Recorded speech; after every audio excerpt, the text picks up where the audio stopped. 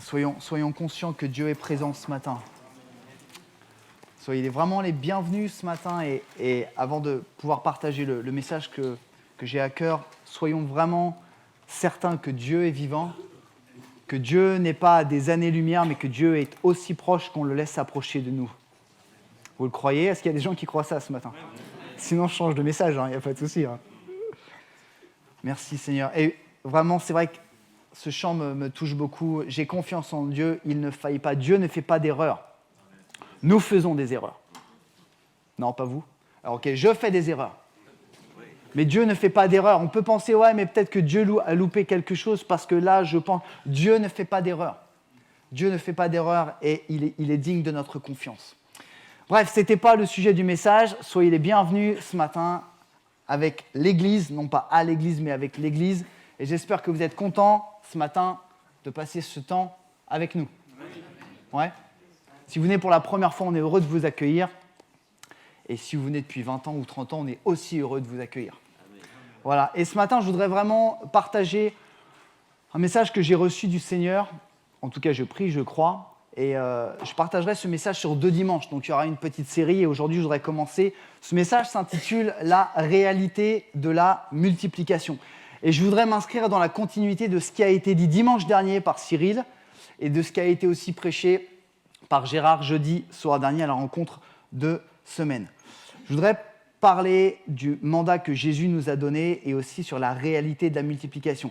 Qu'est-ce que la multiplication ? La multiplication, c'est la mission que Jésus-Christ a donnée à chacun de ses disciples.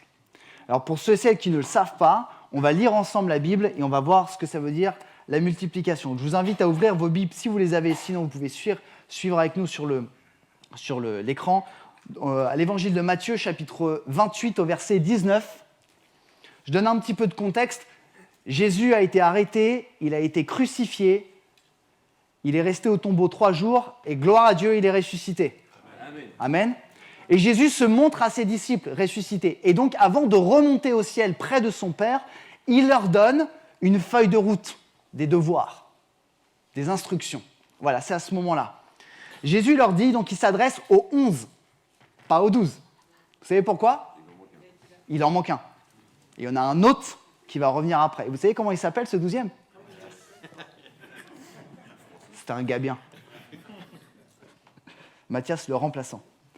Matthieu 28, 19. Allez dans le monde entier, faites des disciples parmi tous les peuples, baptisez-les au nom du Père, du Fils et du Saint-Esprit. Pour ceux qui se disent, quand je viens à un baptême, là, on baptise au nom du Père et du Saint-Esprit. Pourquoi ? Voilà, parce que c'est marqué dans la parole de Dieu et on doit baptiser les hommes et les femmes au nom du Père, du Fils et du Saint-Esprit. Et apprenez-leur à obéir à tout ce que je vous ai prescrit. Et voici, je suis moi-même avec vous chaque jour jusqu'à la fin du monde. Amen. Je voudrais insister sur la définition de la multiplication. Qu'est-ce que Jésus demande à ses disciples avant de remonter vers Dieu, son Père ? Il leur demande d'aller dans le monde entier et de faire des disciples, et ce qui sous-entend que ces disciples qui vont être formés feront à leur tour des disciples, d'où le mot multiplication. Vous me suivez ? Vous êtes toujours avec moi ? Levez votre main droite si vous êtes toujours avec moi. Ok, super. Et la multiplication, Jésus nous promet d'être avec nous pour cette multiplication. Regardez bien la fin. Et voici, je suis moi-même avec vous tous les jours jusqu'à la fin du monde. Donc dans ce processus de multiplication, Jésus est avec nous, il nous le promet. Et la multiplication implique 2 choses. La première, c'est de prêcher l'évangile, de partager l'évangile. La Bible, Jésus demande à ses disciples d'être ses témoins jusqu'aux extrémités de la terre. 1, prêcher l'évangile, faire des disciples. Et 2, accompagner les disciples, former les disciples, apprenez-leur. Il ne suffit pas de prêcher, il faut prêcher et accompagner. Alors pourquoi la multiplication ? Peut-être certains d'entre vous ce matin, vous êtes là pour la première fois ou vous nous suivez sur la chaîne YouTube, vous dites pourquoi la multiplication ? Je vous rassure, les disciples de Jésus ne veulent pas envahir le monde et forcer le monde à obéir à une religion. Ça, ce n'est pas ce qui est marqué dans la Bible. Vous le croyez ? Mais les disciples de Jésus savent que l'humanité est condamnée à cause de la chute de l'homme et que ceux et celles qui ne se confient pas en Dieu passeront l'éternité loin de Dieu en enfer. Et parce que Dieu met son amour en nous, nous voulons partager la bonne nouvelle et faire en sorte qu'un maximum de personnes soient sauvées. Ouais. Peut-être que je vous apprends quelque chose aujourd'hui, je suis content. Hein. Mais nous voulons partager l'évangile et non pas imposer l'évangile. Ceux et celles qui imposent l'évangile font erreur. On partage l'évangile et la Bible nous dit, les hommes et les femmes seront libres de l'accepter ou de le refuser. Et c'est une réalité. Certains aujourd'hui refusent l'évangile, malheureusement. Et donc il faut prêcher l'évangile et accompagner. Pourquoi ? Parce que nous voulons qu'un maximum d'hommes et de femmes soient sauvés. On est 8 milliards à peu près, ce serait bien qu'un maximum soit sauvé. Hein. Je ne sais pas ce que vous en pensez. Ouais ? Ce serait bien, ce serait même fort. La multiplication est un signe fort pour voir si l'Église avec un grand E, et donc chaque croyant, est en bonne santé spirituelle. Gérard, notre frère Gérard, a partagé un message jeudi dernier lors de la rencontre dans ce lieu de semaine qui parlait du marathon et de la bonne santé spirituelle. Ça veut dire quoi, être en bonne santé spirituelle ? D'accord ? Est-ce que ça veut dire faire du bruit ? Est-ce que ça veut dire avoir des signes comme ça, aller plusieurs fois par semaine à un rassemblement d'église ? La Bible dit simplement qu'être en bonne santé spirituelle, c'est produire du fruit. Et produire du bon fruit. Je ne sais pas si ça vous arrive, des fois on va dans les supermarchés, on achète des fruits, et en fait les fruits, des fois on les ramène à la maison, ils sont tout pourris. Ça vous arrive pas ? Non ? Ok. Il n'y a qu'à moi que ça arrive. Et forcément, on s'en rend compte pas dans le supermarché, hein, quand on est rentré à la maison, qu'on a éteint la voiture, qu'on a rangé les sacs, et là on prend et on se dit « oh non ». Et la Bible nous dit qu'être en bonne santé spirituelle, c'est porter du fruit. Jésus dira dans la Bible qu'on reconnaît l'arbre à son fruit qu'il porte. Et on porte du fruit, non pas pour soi, non pas pour moi, mais on porte du fruit pour les autres. Jésus est venu sur terre, non pas pour lui, mais Jésus est venu sur terre pour les autres, pour vous et pour moi. On porte toujours du fruit. J'aime beaucoup ce que le pasteur Mathieu de VF Pont-Large dit souvent. Un pommier ne produit pas des pommes pour lui, il produit des pommes pour les gens. Hein ? Amen ? Il disait, ça m'a fait marrer ça, on n'a jamais vu un pommier manger ses pommes. Le jour où vous voyez ça, appelez-moi. Hein. Et la question c'est, est-ce que l'église Vie-et-Foi, parce que voilà, c'est notre assemblée locale, est-ce que l'église Vie-et-Foi se multiplie ? Est-ce qu'elle est dans cette multiplication de prêcher l'évangile et d'accompagner les disciples ? Posons-nous la question. Et pourquoi j'apporte ce message ce matin, frères et sœurs, ou chers amis qui êtes là ce matin, c'est parce que j'ai observé quelque chose depuis que nous essayons du mieux que nous pouvons de servir le Seigneur avec Isabelle, j'ai observé quelque chose dans la vie de tous les jours. On appelle ça des données empiriques, le terrain. Vous savez, il y a la théorie et il y a ce qu'on voit sur le terrain. Il y a des gens qui aiment le terrain, là, plutôt que les discours. Hein, le vrai, le concret. J'ai observé, du haut de mes petits yeux, qu'il y avait une réelle résistance de l'Église à entrer dans la multiplication. Une réelle résistance de vous et moi de rentrer dans la multiplication. Quand vient le moment de parler de la multiplication, oh, Jésus il demande de faire des disciples, tout le monde est d'accord, alléluia, prêcher l'évangile, accompagner, apprendre les gens à prier, baptiser les gens, c'est merveilleux. Quand il faut retrousser les manches et commencer à le faire, il n'y a plus personne. Est-ce que vous arrivez au même constat que moi ? Soyez honnêtes, on est entre nous. Coupez les caméras. Est-ce que c'est vrai ? Quand on dit « Oh oui, alléluia, on va prier pour les malades seront guéris, alléluia, Dieu est puissant », t'arrives le lundi matin à 8h, il y a ton collègue qui dit « Oh, je me suis pété le genou là ce week-end au foot », et là tu dis « Ah, bon, le chef m'appelle, j'ai une réunion là. » Non ? Et là, il n'y a plus personne, hein ? Quand on parle de multiplication, oh oui, c'est vrai, alléluia, gloire à Dieu, oui. Je vais te donner le numéro de mon pasteur, c'est un gars bien, il va t'appeler, il va prier pour toi. Erreur. Je peux pas, le lundi, je travaille aussi. Comme vous. Et j'observe cette résistance de l'Église, il n'y a pas qu'à EVF, hein, et le Saint-Esprit me pousse vraiment à aborder ce point. Ne loupons pas le mandat que Jésus nous a donné. Je reviens sur ce que Cyril nous partageait. Ne loupons pas ce que Dieu nous a demandé. Et je voudrais aujourd'hui aborder juste 2 points pour nous permettre de rentrer dans cette idée de la multiplication. Point numéro 1, la multiplication des disciples ordonnés par Jésus est une mission, pas une option. Une mission, elle doit être accomplie. Je ne sais pas si vous aimez regarder des films un peu de guerre ou des trucs comme ça, où on dit mission accomplie, non? Vous n'avez jamais vu ça? Vous regardez que chasse et pêche. Mission accomplie, j'ai pêché, hein. Mission accomplie. Soit la mission est un succès, soit la mission est un échec. Ok. Une mission, elle doit être accomplie.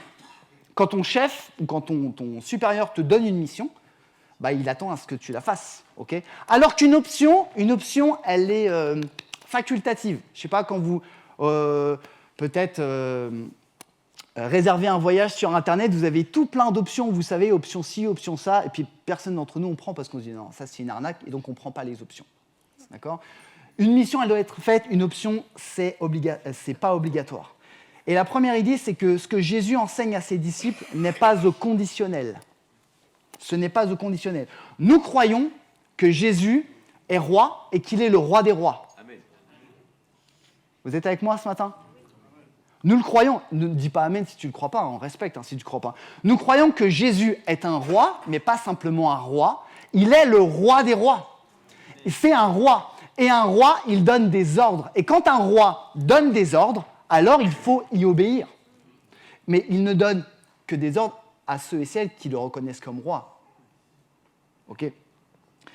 Et Jésus nous ordonne des choses. Je voudrais juste donner un exemple pour recentrer un peu le débat. Jésus nous ordonne de nous éloigner du péché. Ce n'est pas une option.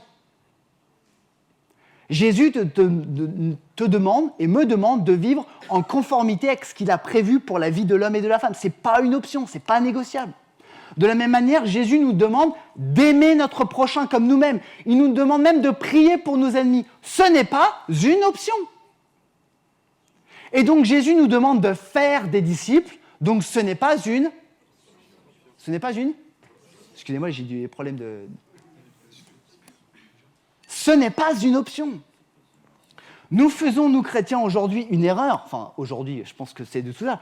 On pense qu'en fait, tout est négociable avec Dieu, en fait. Mais en fait, il n'y a rien de négociable avec Dieu. Que ton oui soit oui et que ton non...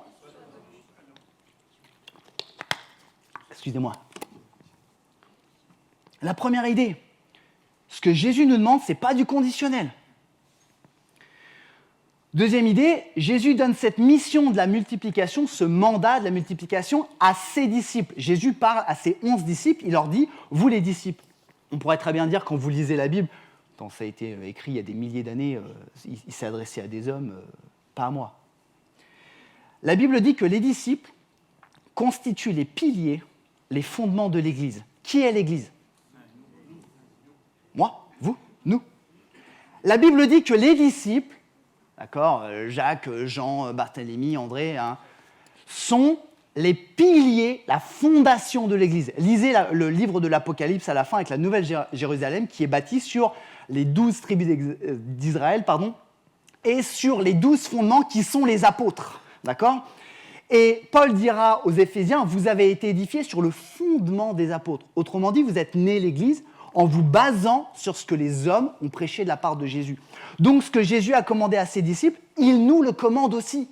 Il n'y a pas de perte d'intensité entre ce qu'il a dit à Pierre, paie mes brebis, et ce qu'il dit à moi, ou à Aline, ou à Fagner, ou à Françoise. C'est la même chose, il n'y a pas de perte d'intensité. Qu'est-ce que Jésus a dit à ses disciples ? La première chose, savez-vous, on va faire une petite devinette. Je vous détends un petit peu ce matin, vous m'avez l'air un petit peu fatigué de la semaine. Quelle est la première chose que Jésus a demandé à ses disciples ? La toute première chose. Il vous reste 5 secondes. Il n'y a pas de piège, hein ? Merci. Suis-moi.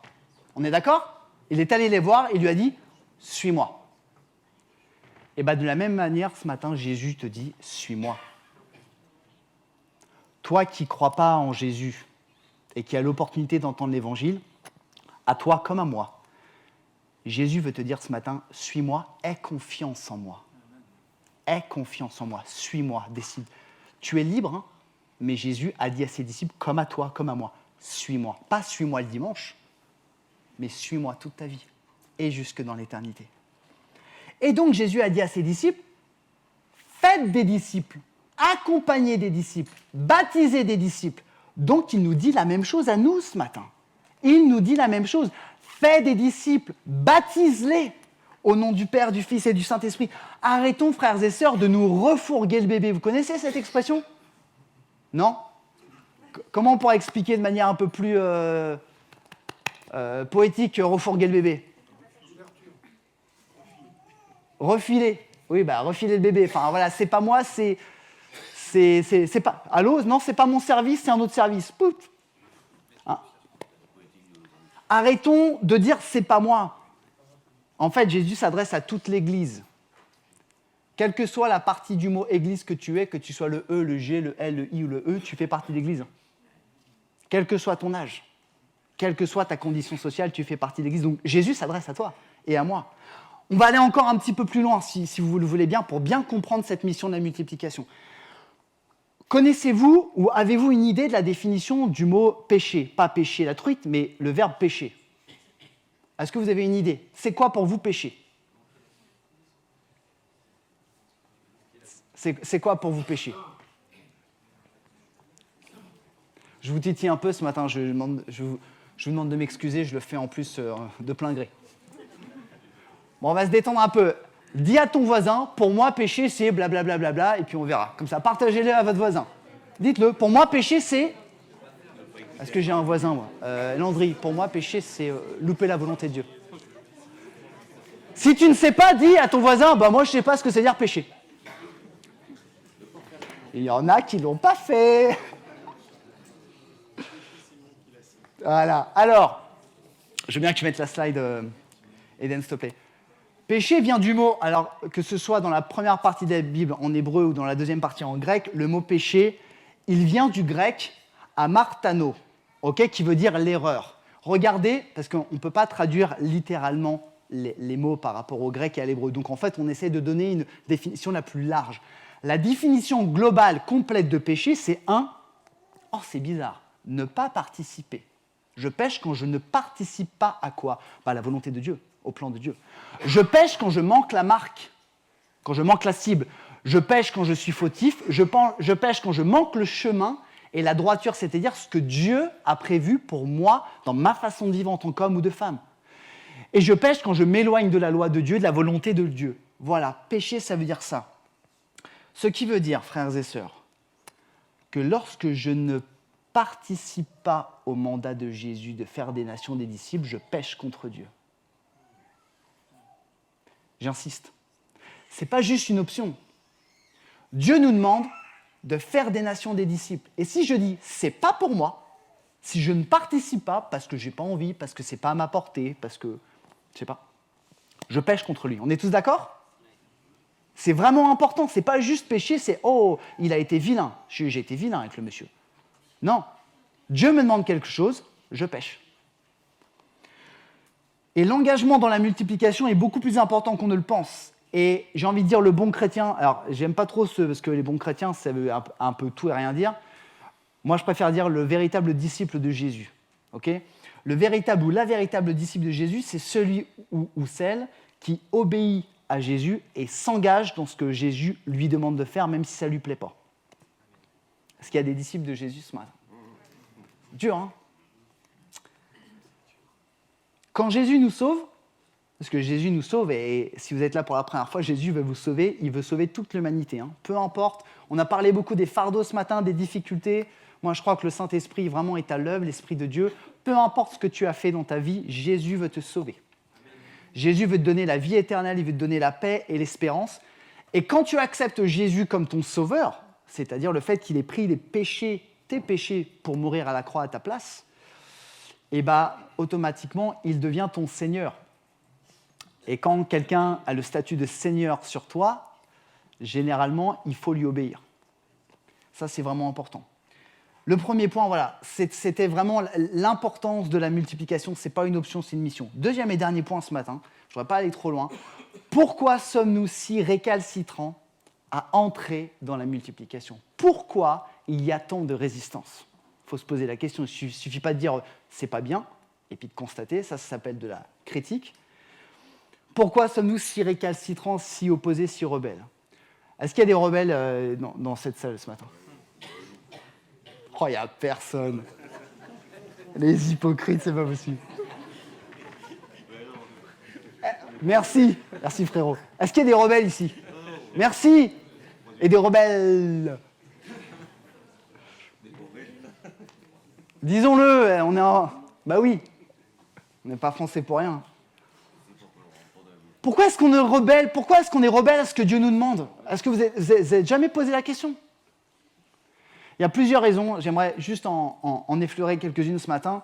La première, c'est parce que notre attitude rebelle et charnelle, elle nous est héritée par notre mauvaise nature de l'homme avec un grand H.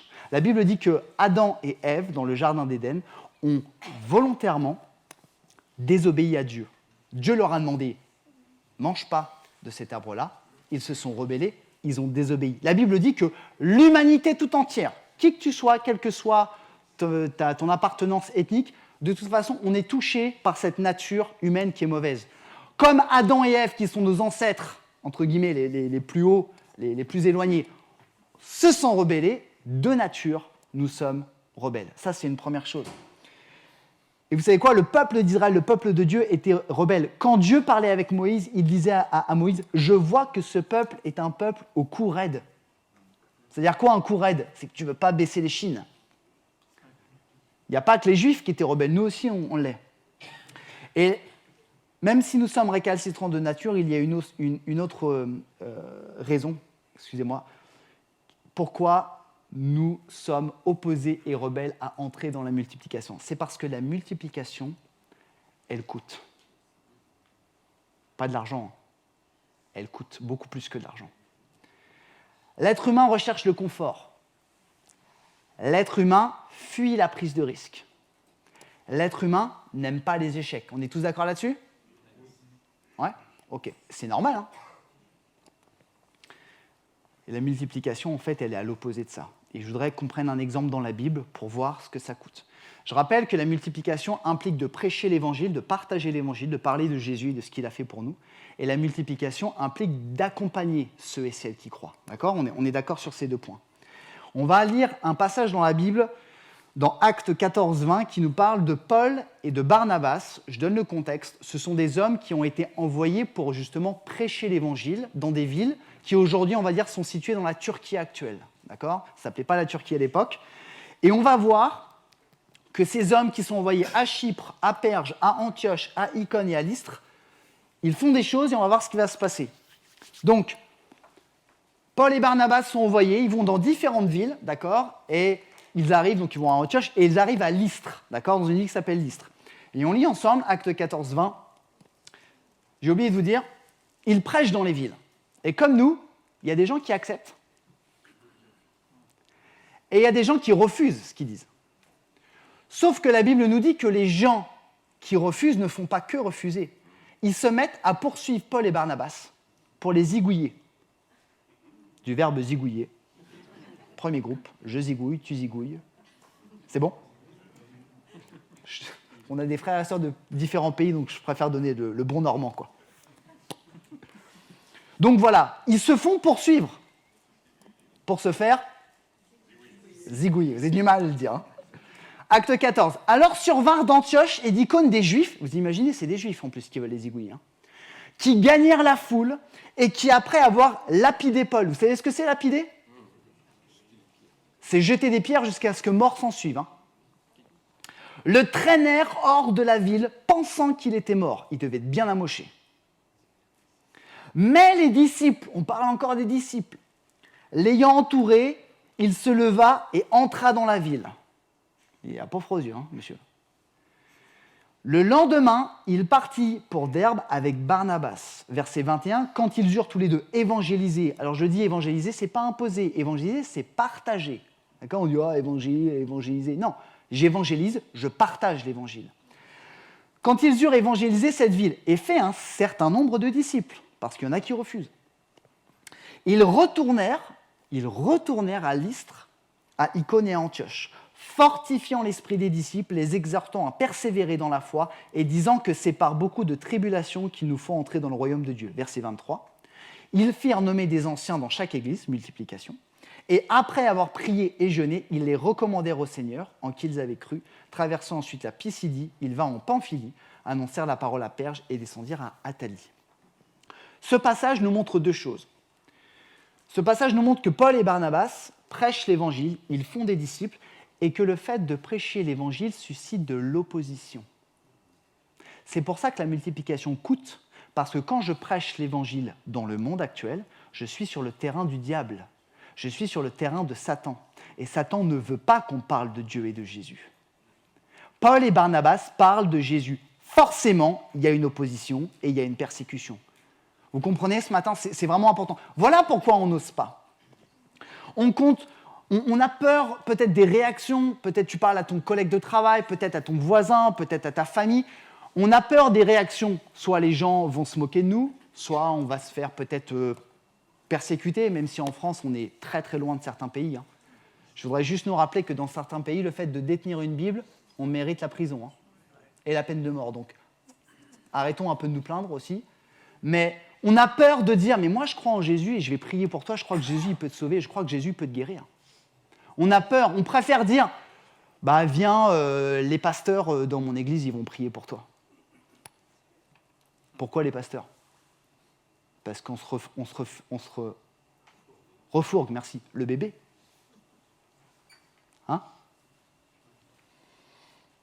On compte sur les gens qui sont plus chevronnés que nous, pour prier pour les gens. Et Paul et Barnabas prêchent l'évangile, et quand on prêche l'évangile, ça veut dire quoi prêcher l'évangile ? On ne te demande pas demain à 8h au boulot de monter sur la table et d'ouvrir ta Bible. Enfin, tu peux essayer, mais je pense que ça ne va pas durer longtemps. Prêcher l'évangile, c'est partager la bonne nouvelle de Jésus.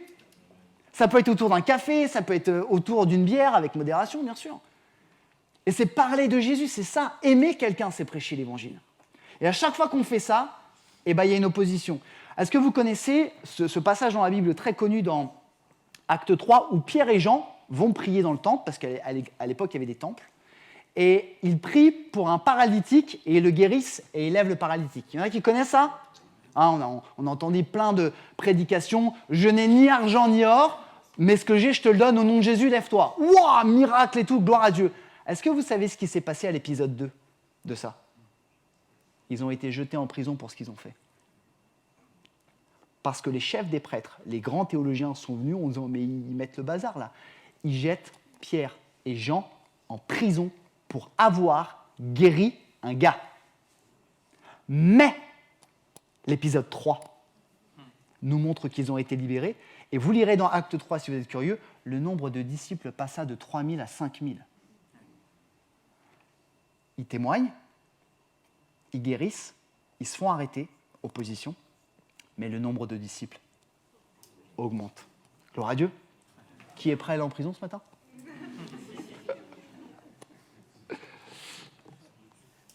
Première chose, quand je prêche l'évangile, ça suscite l'opposition. Soyons conscients ce matin. Tu ne peux pas, je prie que ça se passe, mais tu ne peux pas juste parler du Seigneur et faire en sorte que tes collègues ou ta famille disent « Ah, je reçois, merci Seigneur ». Ça peut se passer, super, mais il peut y avoir aussi beaucoup d'opposition.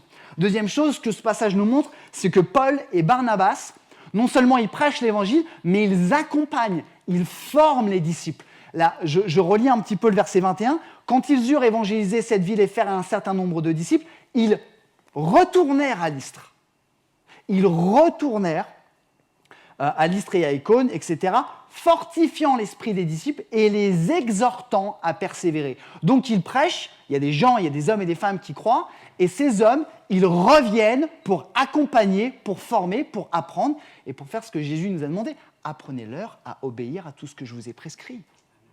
Et ça nous coûte, pourquoi ? Parce que passer du temps, investir du temps dans l'humain, c'est difficile, ça prend du temps. Non ? Je donne un exemple. Il y a des gens qui ont des enfants ici ? 3 personnes, c'est super. Ok. Quand nos enfants viennent au monde, on investit du temps pour leur apprendre à être autonomes. Oui ou non ? D'accord ? On commence par mange pas avec tes mains, va aux toilettes tout seul, mets tes chaussures, arrête de frapper ta sœur. Bref, vous les connaissez aussi bien que moi. Et est-ce que quand ils rentrent en CP, l'apprentissage est terminé, on les abandonne. Ah, ok. Est-ce que quand ils rentrent au collège, l'apprentissage est terminé? Non. On les accompagne jusqu'à ce qu'ils soient grands et qu'ils puissent à leur tour fonder une famille. Et certains diront, ouais, puis même quand ils sont grands, ils reviennent chez papa et maman. Je l'ai entendu, ouais. Mon papa n'est pas là, mais c'est lui qui l'aurait dit. Ça prend du temps. Et un jour, nos enfants seront autonomes, ils fonderont leur famille, ils prendront soin de leurs enfants. Mais c'est quoi ça? C'est pas de la multiplication? Et nous, on voudrait, dans le monde chrétien, d'accord, de dire, j'ai parlé de Jésus à mon voisin, il a donné son cœur à Jésus, il a pris son baptême, terminé, il sait tout sur tout, il est autonome. Est-ce que vous pensez que c'est jouable, ça? Non. Est-ce que ton voisin sait prier? Est-ce que ton voisin connaît la Bible? Est-ce que ton voisin sait faire face aux épreuves de la vie en s'appuyant sur Jésus? Non. Qui va lui apprendre? Ton pasteur? Même pas en rêve. Qui va lui apprendre? Toi? Toi? Toi? Toi? Toi, tu vas lui apprendre. Pourquoi? Pas parce que ton pasteur te le dit, c'est parce que Jésus-Christ te le demande. Parce que Jésus te le demande. Jésus a passé 3 ans avec ses disciples pour les former. Il a passé 3 ans. Vous imaginez? 3 ans. Pas un H24 parce que des fois, il partait un petit peu, il les laissait, il revenait. Et il a passé 3 ans. Et nous, on voudrait en fait que l'accompagnement soit fait par les pasteurs en 3 rencontres, 2 visios et puis un bouquin. Ça marche pas, ça. Et vous savez très bien que l'humain, la gestion de l'humain est très difficile. Il y a des gens qui bossent dans l'humain ici, dans les ressources humaines ou dans le médical ou... Ok. Est-ce que travailler avec l'humain, c'est facile? On est mieux à travailler avec des PC et des machines. La machine, tu donnes un coup de boulon, la machine, elle dit... Bah, Moi, je travaille dans l'humain, dans le petit humain, dans le moyen humain. Je peux vous dire que c'est pas facile. La réalité de la multiplication, c'est qu'elle nous coûte parce qu'elle nous demande non seulement de faire face à l'opposition, mais elle nous demande aussi d'investir du temps. Et si tu passes du temps avec un homme ou une femme que tu accompagnes pour connaître Jésus, ça veut dire que c'est du temps que tu passeras en moins pour tes loisirs. C'est du temps que tu passeras en moins sur Amazon ou sur Netflix. Et ça a un coût. Parce que j'aime surfer sur Amazon. J'aime acheter des choses dont je n'ai pas besoin. Et que je voudrais qu'elles soient livrées avant ce matin. Non? On est tous un peu pareil. Par contre, si je dois prendre du temps pour prendre un café et parler de Jésus à un homme ou une femme, et lui apprendre à devenir un disciple, en toute humilité, bah, c'est du temps que je n'aurai pas pour moi. Mais c'est du temps que je donne pour le Seigneur Jésus. Et alors ça, c'est de la bombe. Excusez-moi, mais... Donner du temps au Seigneur, c'est pas merveilleux, ça? Frères et sœurs, et j'ai terminé, hein. Promis, regardez, hop, je ferme mon bouquin. Arrêtons de refourguer le bébé aux autres, quoi. Tu n'es pas trop peu spirituel pour accompagner quelqu'un qui connaît le Seigneur Jésus. Si tu connais le Seigneur Jésus, si tu aimes le Seigneur Jésus, tu as toute la compétence pour former un disciple. Est-ce que tu le crois? C'est dur hein, de dire ça, mais si je ferais des erreurs, bah moi aussi j'en fais des erreurs. Et alors? Le Saint-Esprit dans tout ça, est-ce qu'il ne peut pas nous guider dans toute la vérité? Et qu'est-ce qui se passe quand chaque membre de l'Église prend conscience que la multiplication n'est pas une option mais une mission? Quand chaque membre de l'Église commence à accompagner, et ben chacun est à sa bonne place, et l'Église se multiplie, et l'Église, elle grandit, et l'Église, elle devient forte. Et comme on apprend à ceux qui viennent au Seigneur Jésus à aimer les autres qui viennent au Seigneur Jésus, bah on n'a pas besoin de faire leur travail parce que chacun fait son travail. Et je voudrais vraiment conclure ce matin. J'aborderai peut-être plus en détail dans 15 jours le fait de la multiplication, le fait d'accompagner quelqu'un, de parler du Seigneur Jésus. Mais je voudrais ce matin qu'on puisse prendre conscience vraiment de la multiplication.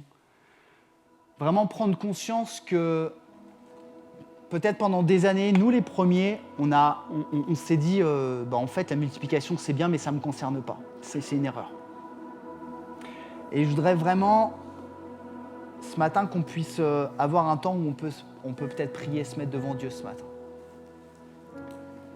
Je vais pas faire d'appel ce matin, mais j'aurais peut-être qu'on puisse fermer nos yeux ensemble ou peut-être avoir un temps de prière.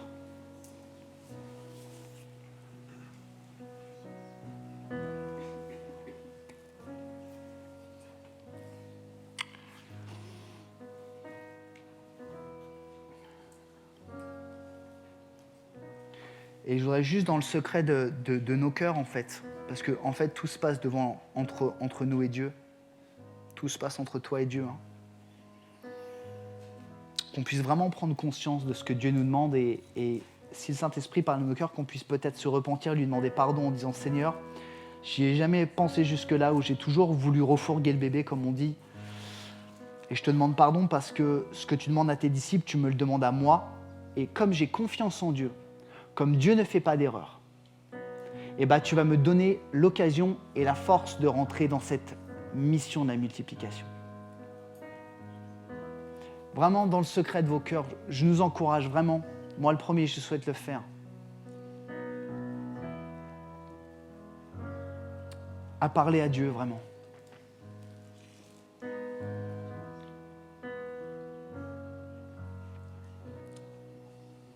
Merci, Seigneur.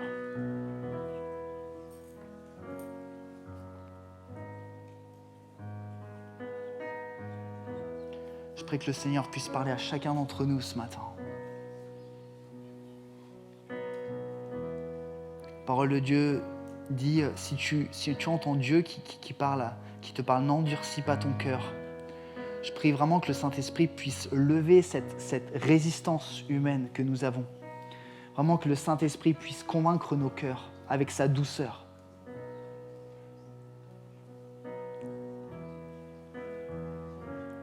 Je voudrais inviter le groupe de louanges à revenir et je voudrais qu'on puisse prier ensemble. Je voudrais vous inviter à vous lever avec moi si vous le souhaitez. Qu'on puisse vraiment prier le Seigneur. Et je voudrais vous inviter à vous joindre à moi dans cette prière si vous le souhaitez. Dans vos cœurs et à prier avec moi. Pour demander au Seigneur vraiment de nous pardonner et de nous aider, Seigneur, dans ce processus de multiplication. Seigneur, tous ensemble, nous te prions. Et Seigneur, nous voulons te demander pardon. Je veux te demander pardon, Seigneur, si bien des fois, j'ai compris que la multiplication, c'était pas pour moi, Seigneur. Et je te prie, Seigneur Jésus, de pouvoir m'aider à prendre conscience que ce que tu demandes à tes disciples, ce que tu as demandé à tes disciples il y a plusieurs milliers d'années, tu me le demandes à moi et à nous aujourd'hui. Seigneur, j'ai confiance en toi et je sais que tu ne fais pas d'erreur. Et Seigneur, je sais que tu vas m'équiper et que par rapport à ces situations peut-être que nous allons vivre, peut-être aujourd'hui, demain, dans quelques jours, dans quelques semaines, tu vas nous donner la force par ton Saint-Esprit de prêcher l'Évangile, de partager le nom de Jésus avec amour, sans aucune obligation, mais avec la liberté et la puissance de l'Esprit. Seigneur, je prie que tu puisses nous donner un cœur de compassion envers notre prochain, pour que ceux et celles qui accepteront ton message, on puisse les accompagner, on puisse les former, on puisse les aider à grandir et leur apprendre, Seigneur, comme nous essayons d'apprendre à tout ce que tu nous enseignes, Seigneur. Je prie pour cette assemblée, je prie aussi peut-être pour ceux qui nous suivent sur la chaîne, Seigneur Jésus. Je prie que tu puisses changer nos vies, transformer nos vies. Merci, Seigneur, parce que tu es un grand Dieu, tu es un bon Dieu. Seigneur, tu fais des choses merveilleuses. Ce n'est pas nous qui faisons les choses, c'est toi qui les fais, Seigneur, parce que tu fais des miracles. Seigneur Jésus, à toi seul soit la gloire. Amen. Sois béni, Jésus.